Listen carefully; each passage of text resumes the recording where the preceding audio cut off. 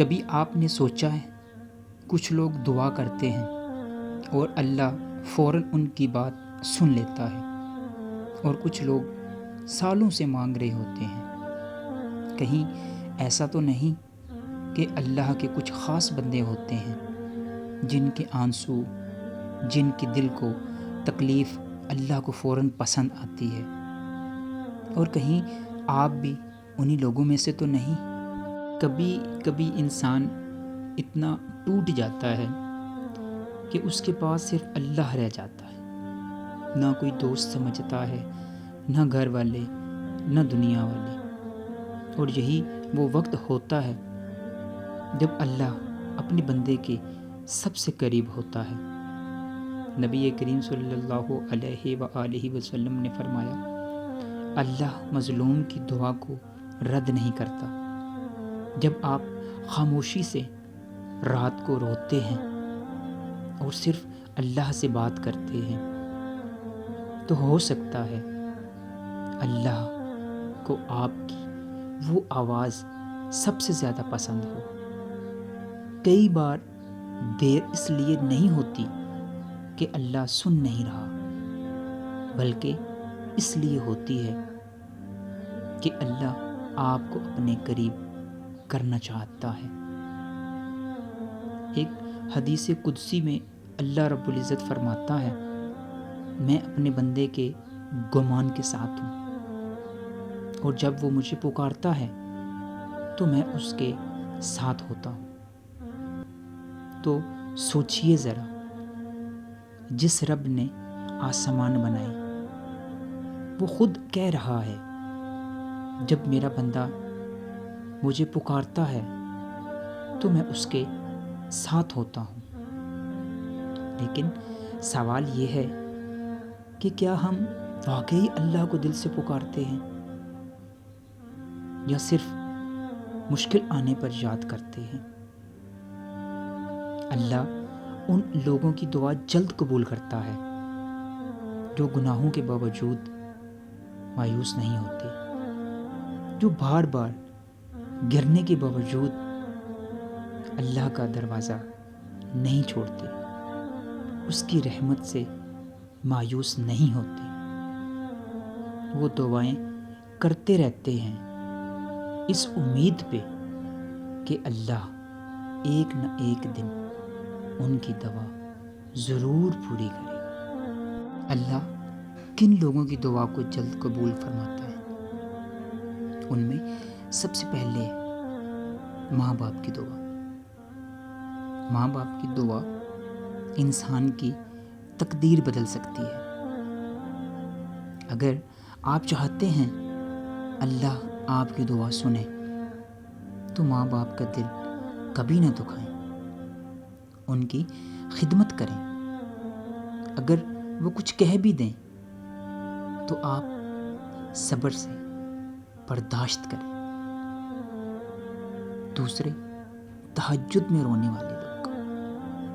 جب سب لوگ سو رہے ہوتے ہیں اور کچھ لوگ سجدے میں رو رہے ہوتے ہیں، اور وہ تہجد کی نماز کے سجدے میں رو رہے ہوتے ہیں، نبی کریم صلی اللہ علیہ وآلہ وسلم نے ارشاد فرمایا، رات کے آخری حصے میں اللہ آسمان دنیا پر نزول فرماتا ہے اور کہتا ہے کوئی مانگنے والا کہ میں اسے عطا کروں؟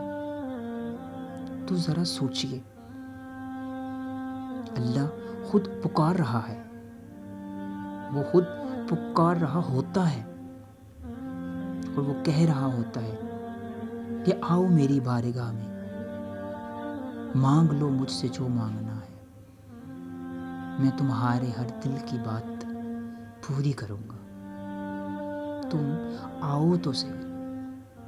لیکن ہم غفلت میں پڑے سو رہے ہوتے ہیں۔ اس کے بعد حلال رزق کھانے والے لوگ۔ حرام کمائی دعاؤں کو روک دیتی ہے۔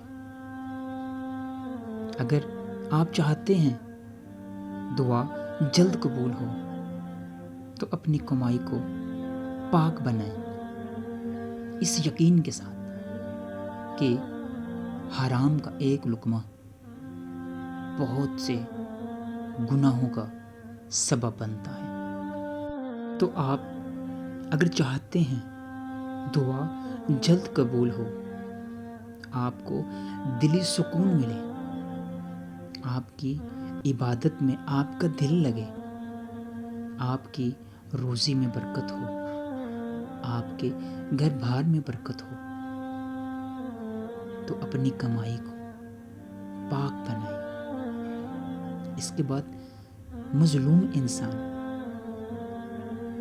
جس کا دل ٹوٹا ہو، جسے لوگوں نے رلایا ہو، اس کی ایک آہ بھی اللہ تک سیدھی پہنچتی ہے، اور اللہ مظلوم کی دعا یا بد دعا کو فوراً قبول کرتا ہے۔ تو اس لیے مظلوم کی دعا لینی چاہیے، بد دعا سے بچنا چاہیے۔ شاید آپ بہت عرصے سے دعا کر رہے ہوں اور آپ کو لگتا ہو اللہ سن نہیں رہا، لیکن یاد رکھیں، ہر دیر کا مطلب نہیں ہوتا۔ کبھی اللہ آپ کو بچا رہا ہوتا ہے، کبھی بہتر وقت کے لیے روک رہا ہوتا ہے، اور کبھی آپ کو اپنے قریب لا رہا ہوتا ہے۔ آپ کی وہ دعا جو آپ نے آنسوؤں کے ساتھ مانگی تھی، اللہ نے سنی ہوئی ہے۔ ہو سکتا ہے اس کی قبولیت آپ کے بہت قریب ہو۔ آج ایک فیصلہ کریں، چاہے دنیا ساتھ دے یا نہ دے، ہم اللہ کا دروازہ نہیں چھوڑیں گے۔